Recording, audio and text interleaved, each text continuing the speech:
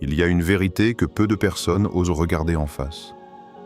La plus grande tempête de ta vie ne vient pas du monde extérieur.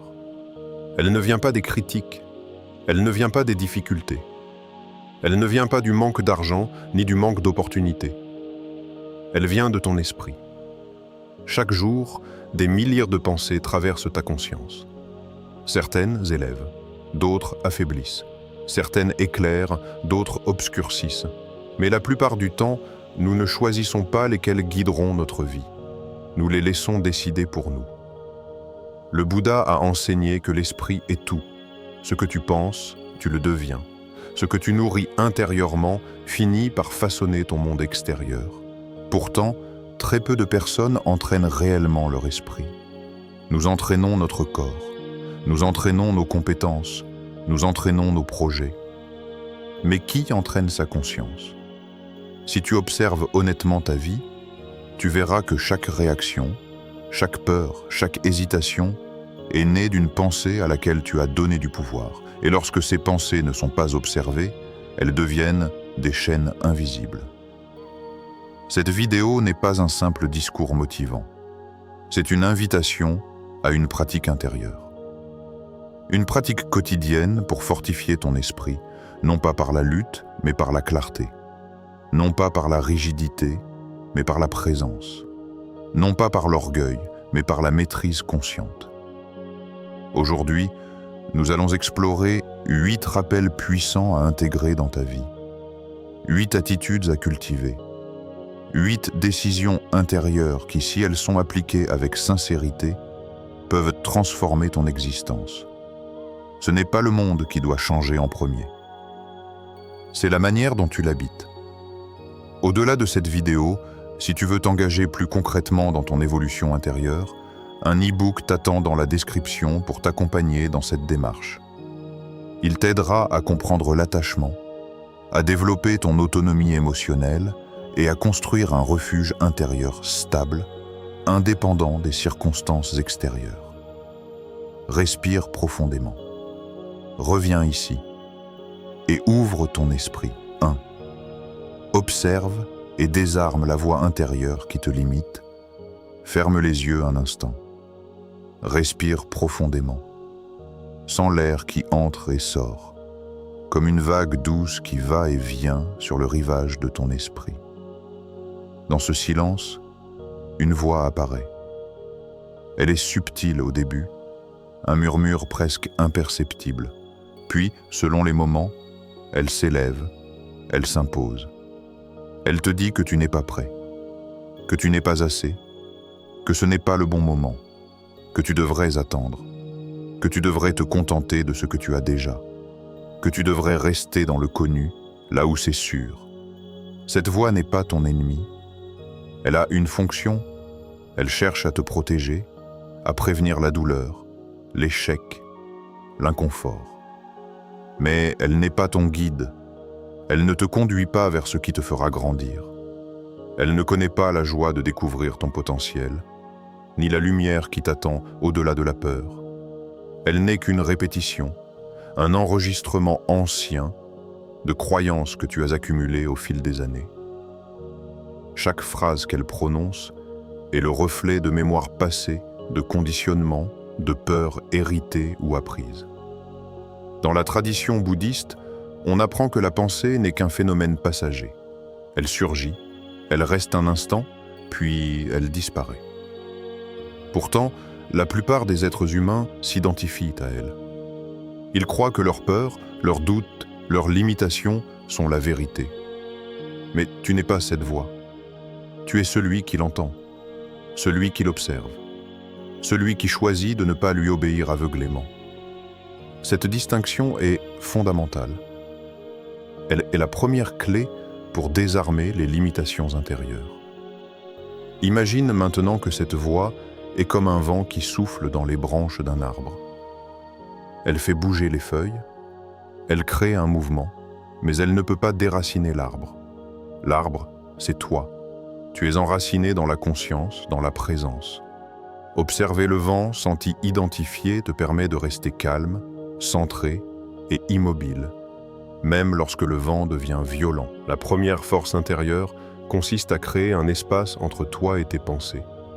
Ne combats pas immédiatement la peur. Ne tente pas de supprimer le doute. Observe-le, analyse-le comme un scientifique observe un phénomène étrange. Demande-toi, d'où vient cette peur? Quel est ce su? Quelle est sa source? Est-ce réel ou imaginaire? Est-ce un souvenir ou une anticipation? Plus tu observes, plus tu comprends que la voix fonctionne par habitude. Elle répète des scénarios anciens, des « et si » imaginaires, des limites que tu n'as plus besoin de garder. Chaque fois que tu choisis d'agir malgré le doute, tu affaiblis son pouvoir. Chaque pas conscient dans l'inconfort, chaque décision prise en présence de cette voix renforce ta liberté intérieure.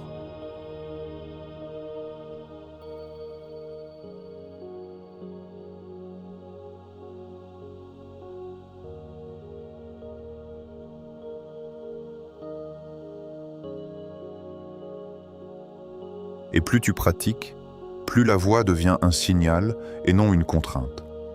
Elle cesse d'être tyrannique pour devenir informative. Elle te rappelle simplement, voilà une zone inconfortable, et tu choisis si tu franchis le seuil ou si tu attends encore.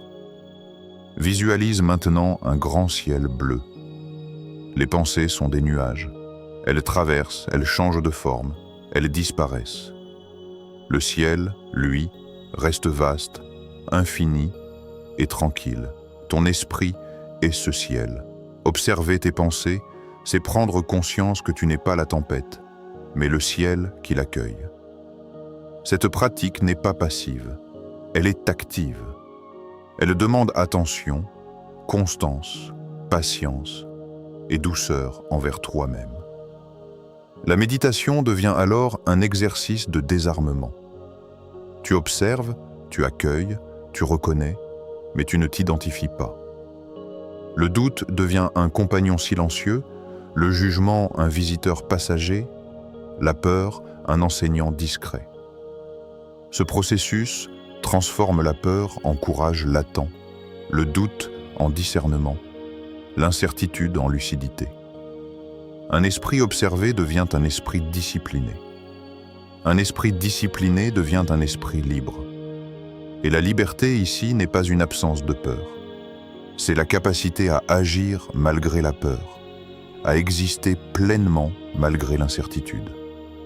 Chaque respiration consciente, chaque instant de pleine présence renforce cette liberté.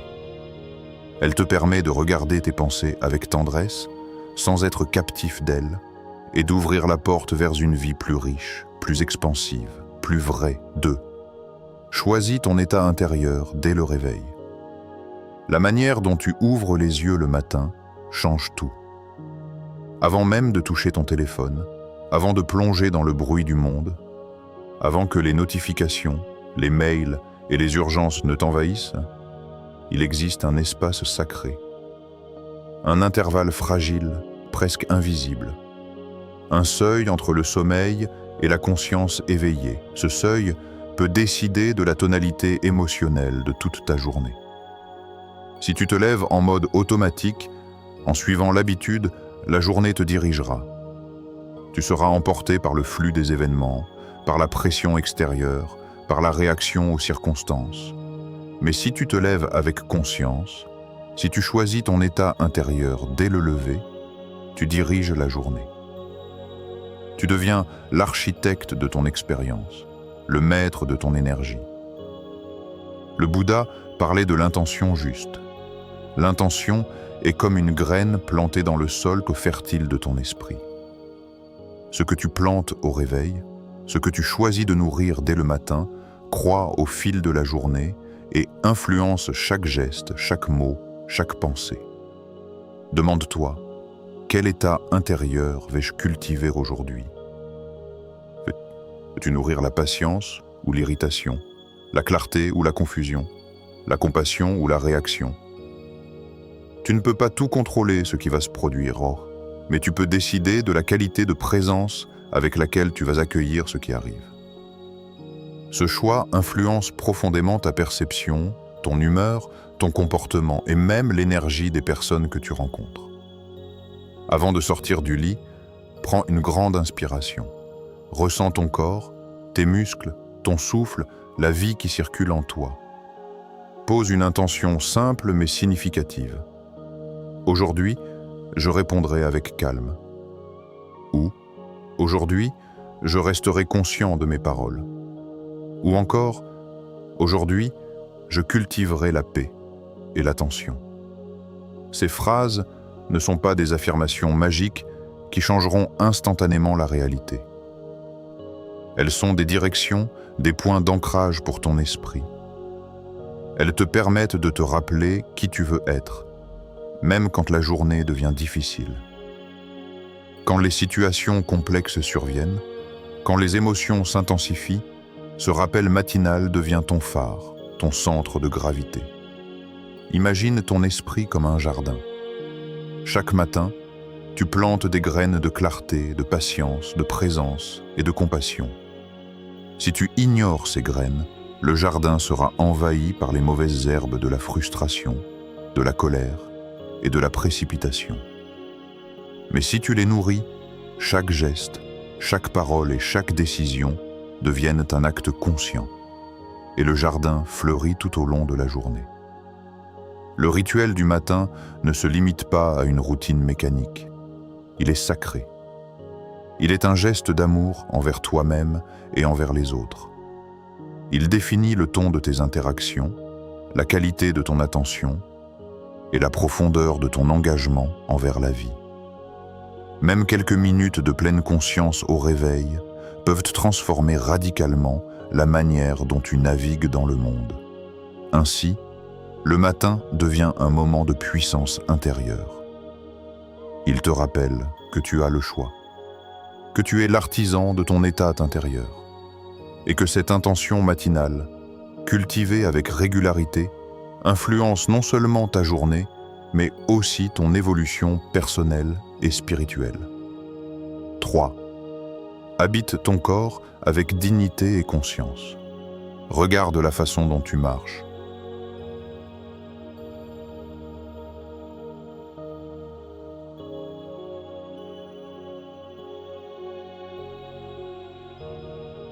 Sens le poids de ton corps, le contact de tes pieds avec le sol. Ton corps parle avant ta bouche. Il exprime silencieusement ce que tu ressens, ce que tu crois de toi-même. Un dos voûté raconte une fatigue accumulée. Un regard fuyant révèle l'insécurité, des gestes hésitants trahissent un esprit dispersé. Chaque posture, chaque mouvement, chaque respiration est un langage que le monde lit avant même que tu ne parles. Dans la pleine conscience, chaque mouvement devient une pratique. Marcher n'est plus simplement se déplacer d'un point à un autre. C'est affirmer ta présence dans le monde. Tiens-toi droit, non par orgueil, mais par respect pour la vie qui circule en toi. Marche lentement, sans précipitation, comme quelqu'un qui sait que chaque pas est précieux, comme si chaque pas semait des graines de conscience dans le sol. Lorsque tu entres dans une pièce, sois pleinement là, sens le sol sous tes pieds, sens l'air qui caresse ta peau. Observe les visages autour de toi, mais reste stable, ancré, attentif. Tes mouvements influencent non seulement ta perception, mais aussi celle des autres. Un corps calme et digne installe la confiance, la stabilité et le respect. La confiance véritable ne vient pas de la domination ou de la posture sociale. Elle naît de l'alignement, de l'harmonie entre ton corps et ton esprit. Un esprit calme se reflète dans un corps stable. Et inversement, un corps stable fortifie ton esprit. Changer ta posture physique, c'est influencer ta conscience, ton énergie et ton centre intérieur. Imagine que ton corps est comme un temple. Chaque geste, chaque respiration, chaque mouvement est un rituel qui honore ce temple. Lorsque tu manges, marches, parles, écoutes, tu peux le faire avec conscience, comme un hommage à toi-même et à la vie. La dignité physique est donc un acte de présence et de respect. 4. Laisse tes actions parler pour ton éveil. Dans notre monde saturé de paroles, Les mots sont légers comme des plumes. Les intentions, elles aussi, sont faciles à prononcer, mais rarement incarnées. Nous déclarons nos résolutions, nos ambitions, nos souhaits d'évolution, et pourtant, beaucoup de ces paroles restent suspendues dans l'air, flottant sans jamais toucher le sol de la réalité. Le bouddhisme nous enseigne que la véritable transformation ne réside pas dans le discours, mais dans la pratique quotidienne. Méditer chaque jour, observer chaque réaction, corriger chaque parole, cultiver chaque geste avec conscience, voilà l'essence de l'éveil. Dire que l'on souhaite être patient est inutile si, dès le premier conflit, l'irritation te consume. Dire que l'on souhaite changer ne produit aucun effet si, dans l'instant présent, les vieilles habitudes continuent de dicter tes actions. Chaque action consciente, même minime, est une pierre posée dans le temple de ton esprit. Chaque petit pas compte, car il façonne la cohérence intérieure. Imagine que ton esprit est une maison. Les paroles sans action sont des briques creuses, fragiles, instables. Les actes conscients sont des briques pleines, solides, qui soutiennent la structure. Plus tu agis en silence, moins tu annonces nettement tes intentions au monde, plus tu développes une force tranquille. Cette force ne se voit pas toujours de l'extérieur, mais elle se sent à l'intérieur. Une certitude douce, une cohérence intérieure qui ne dépend pas des circonstances extérieures. Le processus demande discipline, mais d'une discipline douce. La discipline n'est pas une contrainte ni une punition. Elle est le chemin par lequel l'esprit s'aligne avec la conscience. Chaque parole, chaque geste, chaque pensée est un test. Lorsque tu agis malgré la fatigue, malgré la peur, malgré l'envie de fuir, tu renforces ton centre. La patience face à l'irritation, la clarté face à la confusion, la constance face au découragement deviennent autant de muscles spirituels. Dans le bouddhisme, l'action consciente est une pratique sacrée. Tu peux décider de te lever le matin et de commencer par méditer 5 minutes. Ce petit acte, répété chaque jour, devient une fondation. Tu peux décider d'accueillir une remarque blessante avec calme. Ce geste simple, mais intentionnel, transforme ta réponse automatique en une expression de sagesse. Chaque décision consciente, chaque respiration attentive, chaque mot mesuré, chaque pas effectué avec conscience, construit ton temple intérieur. Ne confonds pas intention et action. L'intention seule est comme un souffle dans le vent. Elle existe, mais elle n'atteint rien. L'action incarnée est comme la pierre qui tombe dans l'eau.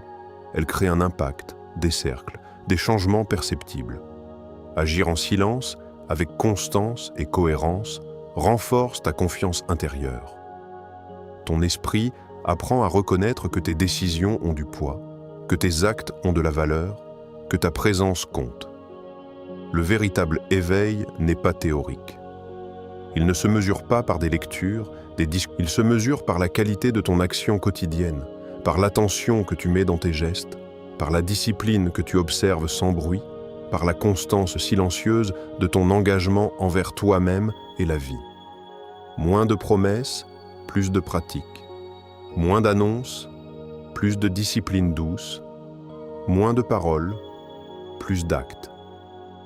Et chaque action consciente, aussi petite soit-elle, s'accumule. Elle crée une énergie invisible mais puissante dans ton esprit, une stabilité intérieure qui ne dépend ni des circonstances, ni des autres, ni de l'opinion du monde. Elle fait de toi une présence forte, tranquille, lumineuse. Le chemin de l'éveil est une succession de petits actes conscients, un pas après l'autre, une journée après l'autre, et chacun de ces pas construit ton temple intérieur, pierre par pierre, souffle après souffle. 5. Transforme les obstacles en maîtres. Imagine que la vie soit une école invisible, un lieu où chaque événement, chaque rencontre, chaque difficulté est une leçon déguisée. Les frustrations, les pertes, les échecs, les blessures ne sont pas des ennemis. Ils sont des enseignants, sévères parfois, mais toujours nécessaire. La sagesse bouddhiste nous rappelle que la souffrance n'est pas une punition, mais une opportunité de croissance. Chaque obstacle est un maître qui t'invite à te regarder en face, à comprendre, à évoluer. Lorsque quelque chose te contrarie, observe ta réaction.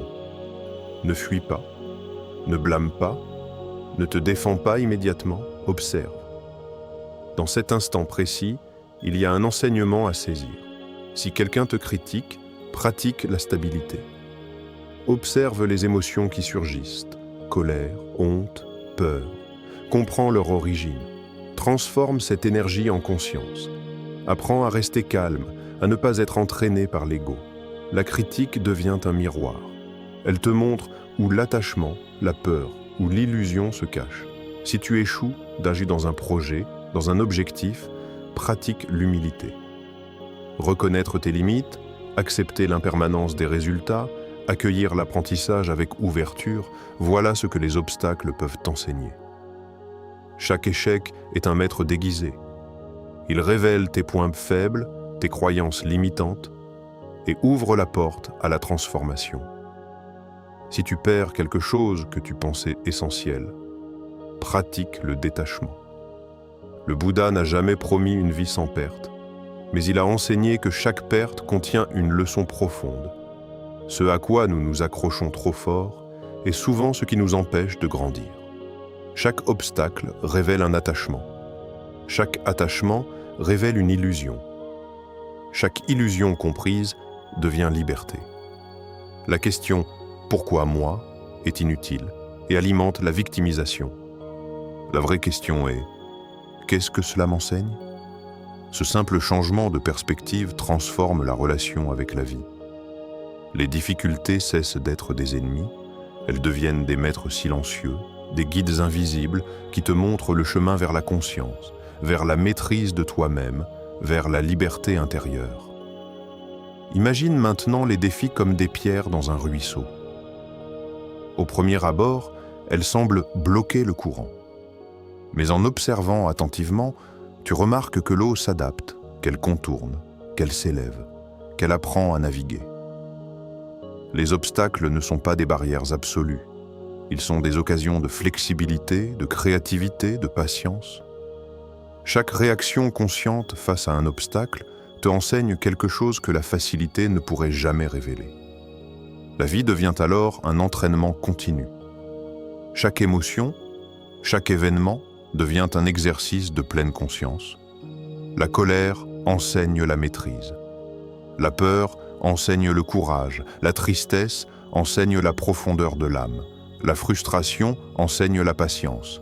Et ainsi, au fil des jours, tu transformes l'adversité en opportunité, les obstacles en maîtres, et la vie en un chemin d'éveil permanent. 6. Reprends la responsabilité de ton chemin. Si tu ne choisis pas consciemment, tes habitudes choisiront pour toi.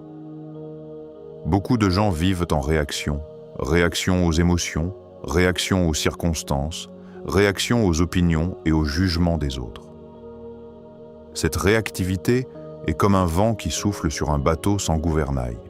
Tu dérives, tu tournes au hasard, tu es à la merci des éléments. Mais un esprit éveillé, un esprit conscient, vit en réponse réfléchie. Il choisit la direction, ajuste les voiles et reste maître de son cap. La responsabilité ne signifie pas culpabilité. Elle ne signifie pas regret ou jugement. Elle signifie reconnaître que ton attitude, tes choix, ton énergie, ton engagement te appartiennent. Tu ne contrôles pas la pluie, mais tu choisis d'ouvrir un parapluie. Tu ne contrôles pas les paroles des autres, mais tu choisis d'y attacher de l'importance ou non.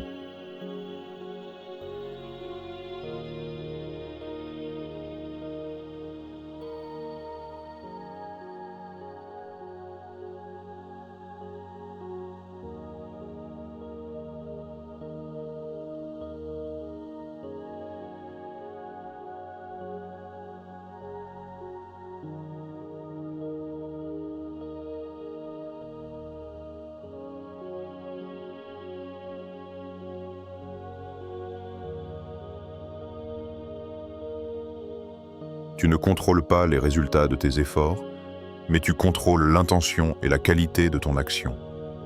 Chaque décision consciente renforce ton centre. Chaque choix assumé consolide ta liberté intérieure. Lorsque tu prends la responsabilité de ton chemin, tu deviens un acteur actif dans ta vie. Tu n'es plus victime des circonstances. Tu observes, tu décides, tu agis. La puissance intérieure naît de cette lucidité. Tu comprends que tu es co-créateur de ton expérience. Même les événements les plus inattendus ne peuvent plus te désarçonner totalement, car tu sais que ton pouvoir réside dans ta réponse, pas dans le contrôle du monde extérieur. Regarde tes réactions habituelles. Combien de fois agis-tu automatiquement, influencé par la peur, le jugement ou la colère? Combien de fois la paresse ou l'inertie dictent-elles ton quotidien? Reconnaître ces patterns est la première étape. Ensuite, choisis consciemment de répondre différemment. Même un petit geste, sourire malgré l'agacement, respirer profondément avant de parler, choisir la patience plutôt que l'impulsivité, transforme ton énergie. Chaque action consciente est un exercice de responsabilité. Chaque respiration consciente, chaque parole mesurée, chaque décision assumée t'enseigne la maîtrise de toi-même. La liberté intérieure ne vient pas de l'absence d'obstacles, mais de la capacité à marcher à travers eux avec conscience, lucidité et présence. Sepp brise le cycle des excuses avec compassion. Les excuses sont des compagnons subtils et trompeurs.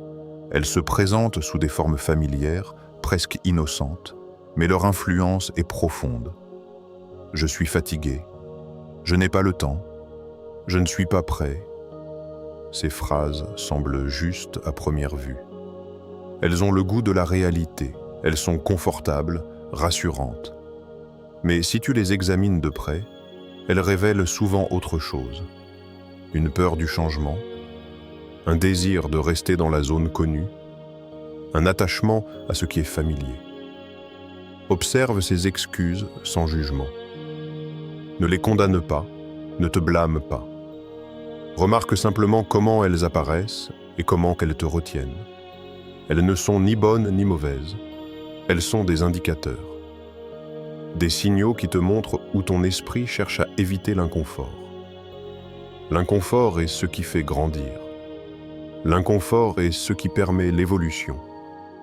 La méditation lorsque l'esprit est agité, la discipline lorsque l'habitude est forte, le courage lorsque la peur est présente.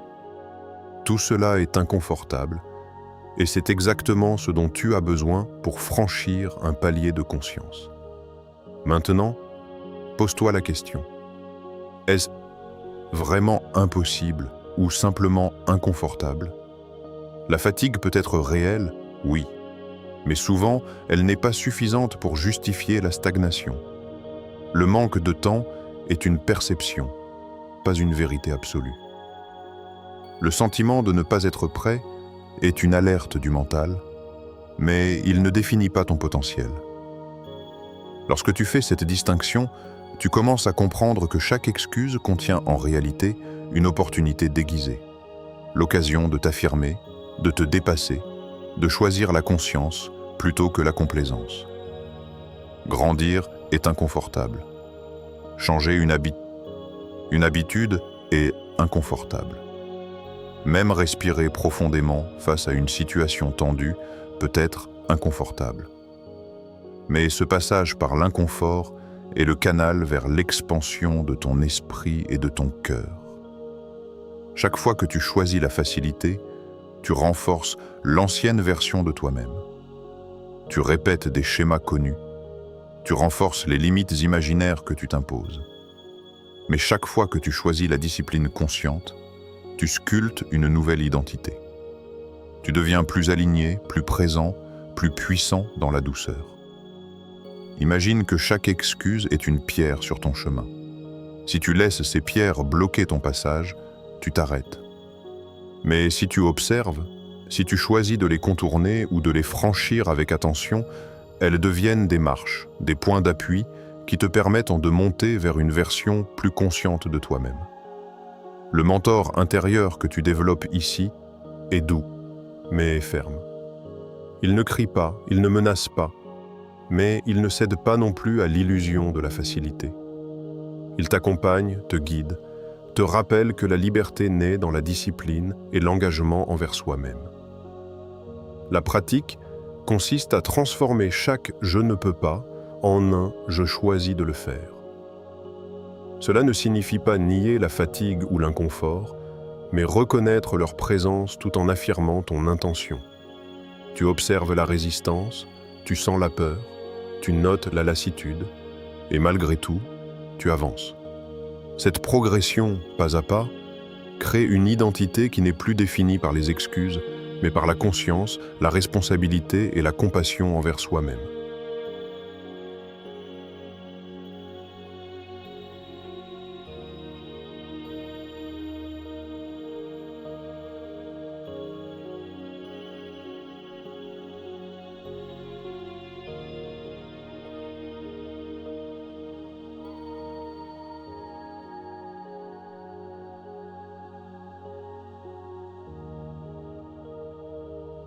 Chaque fois que tu brises le cycle des excuses, tu envoies un message silencieux à ton esprit.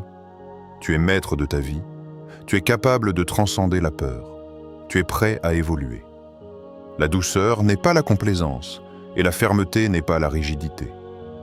Ensemble, elles forment la force intérieure qui te permet de naviguer à travers les défis sans te perdre, qui te donne le courage de choisir la discipline plutôt que l'inaction, et qui transforme l'inconfort en une alliée de ton éveil. Ton chemin devient clair lorsque tu intègres cette pratique. Tu reconnais les excuses, tu les observes, tu les comprends, et tu choisis la conscience.